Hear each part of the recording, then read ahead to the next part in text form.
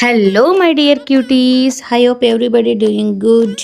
ಇವತ್ತು ನಾನು ಒಂದು ಸಿಂಪಲ್ ಆಗಿ ಡಿಫ್ರೆಂಟ್ ಆಗಿರೋ ಟೊಮೊಟೊ ನುಗ್ಗೆಕಾಯಿ ಎರಡನ್ನೂ ಸೇರಿಸಿ ಹೇಗೆ ಒಂದು ಕರಿ ಮಾಡೋದು ಅಂತ ತೋರಿಸ್ತಿದ್ದೀನಿ. ನಾನು ಇಲ್ಲಿ ಆಲ್ರೆಡಿ ನುಗ್ಗೆಕಾಯಿನ ಒಂದು 7 to 8 minutes ಕುದಿಸ್ಕೊಂಡಿದ್ದೀನಿ. ಹಾಗೆ ಟೊಮೊಟೊ ಕೂಡ ಕುದಿಸ್ಕೊಂಡಿದ್ದೀನಿ, ಅದು ಸ್ಕಿನ್ ರಿಮೂವ್ ಆಗೋವರೆಗೆ ಕುದಿಸಿ ಆದಮೇಲೆ ಚಿಕ್ಕ ಚಿಕ್ಕದಾಗಿ ಕಟ್ ಮಾಡ್ಕೊಳ್ಳಿ. ನಿಮಗೆ ಬೇಕಂದ್ರೂ ಕೈಯಲ್ಲಿ ಸ್ಮ್ಯಾಶ್ ಮಾಡ್ಕೋಬೋದು. ಈ ಥರ ನಾನು ವೀಡಿಯೋದಲ್ಲಿ ತೋರಿಸ್ತಿದ್ದೀನಿ ಅಂದರೆ ನಾನು ಚಿಕ್ಕದಾಗಿ ಕಟ್ ಮಾಡ್ಕೊಂಡಿದ್ದೀನಿ. ಕಟ್ ಮಾಡ್ಕೊಂಡು ಒಂದು ಕಡೆ ಒಳಗೆ ಸ್ವಲ್ಪ ಎಣ್ಣೆ ಹಾಕ್ಕೊಂಡು ಸಾಸಿವೆ ಜೀರಿಗೆ ಕರಿಬೇವು ಹಾಕಿ ಚಟ್ಪಟ್ ಸಿಡಿಸ್ಕೊಳ್ಳಿ.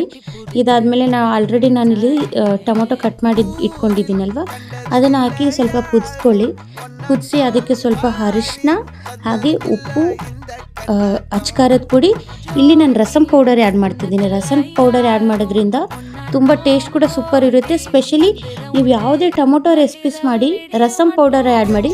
ನಿಮ್ಮ ಹತ್ರ ರಸಮ್ ಪೌಡರ್ ಇಲ್ಲ ಅಂದರೆ ಧನಿಯಾ ಜೀರಿಗೆ ಪುಡಿ ಕೂಡ ಹಾಕ್ಬೋದು, ತುಂಬ ಚೆನ್ನಾಗಿ ಬರುತ್ತೆ ಅದರಿಂದ. ನಾನಿಲ್ಲಿ ನುಗ್ಗೆಕಾಯಿ ನೀರು ಕೂಡ ಕುದಿಸಿದ್ದು ಸ್ವಲ್ಪ ಸೈಡಲ್ಲಿ ಇಟ್ಕೊಂಡಿದ್ದೆ. ನಾವು ಗ್ರೇವಿ ಕನ್ಸಿಸ್ಟೆಂಟಿಗೆ ಬೇಕಂತಂದು ನಾನು ಸ್ವಲ್ಪ ಇದ್ರದ್ದು ವಾಟರ್ ಕೂಡ ಆ್ಯಡ್ ಮಾಡ್ತಿದ್ದೀನಿ. ಹಾಗೆ ಕುದಿಸಿರೋ ನುಗ್ಗೆಕಾಯಿ ಇರುತ್ತೆ ಅಲ್ವಾ, ಆ ಕುದಿಸಿರೋ ನುಗ್ಗೆಕಾಯಿನ ಹಾಕಿ ಒಂದು 5 to 6 minutes ಸಿಮ್ಮಲ್ಲಿಟ್ಟು ಕುದಿಸಿ. ಅದರಿಂದ ನುಗ್ಗೆಕಾಯಿ ಕೂಡ ಚೆನ್ನಾಗಿ ಉಪ್ಪು ಖಾರ ಹೀರ್ಕೊಳ್ಳುತ್ತೆ. ಇದು ಸಿಂಪಲ್ ಡಿಫ್ರೆಂಟ್ ಆಗಿರೋ ನುಗ್ಗೆಕಾಯಿ ಹಾಗೆ ಟೊಮೊಟೊ ಕರಿ ರೆಡಿ ಆಗುತ್ತೆ. ಈ ಥರ ಟ್ರೈ ಮಾಡಿ ನೋಡಿ, ಕ್ವಿಕ್ ಆ್ಯಂಡ್ ಈಸಿಯಾಗಿ ಆಗಿಬಿಡುತ್ತೆ.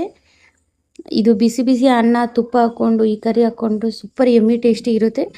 ಇದು ಈವನ್ ಚಪಾತಿ ಜೊತೆ ಕೂಡ ತುಂಬ ಚೆನ್ನಾಗಿರುತ್ತೆ. ಚಪಾತಿ ಮುದ್ದೆ ಮಾಡ್ತೀರಲ್ವ, ಮುದ್ದೆ ಜೊತೆ ಕೂಡ ಟ್ರೈ ಮಾಡಿ. ಹುಳಿ ತುಂಬ ಚೆನ್ನಾಗಿ ಬರುತ್ತೆ. ನಿಮಗೆ ಬಾಯಿ ಕೆಟ್ಟೋಗಿದೆ ಅಂದರೆ ಈ ಥರ ಒಮ್ಮೆ ಟ್ರೈ ಮಾಡಿ ನೋಡಿ, ಹೇಗಿದೆ ಅಂತ ಹೇಳಿ. Thank you for the more videos. Bye.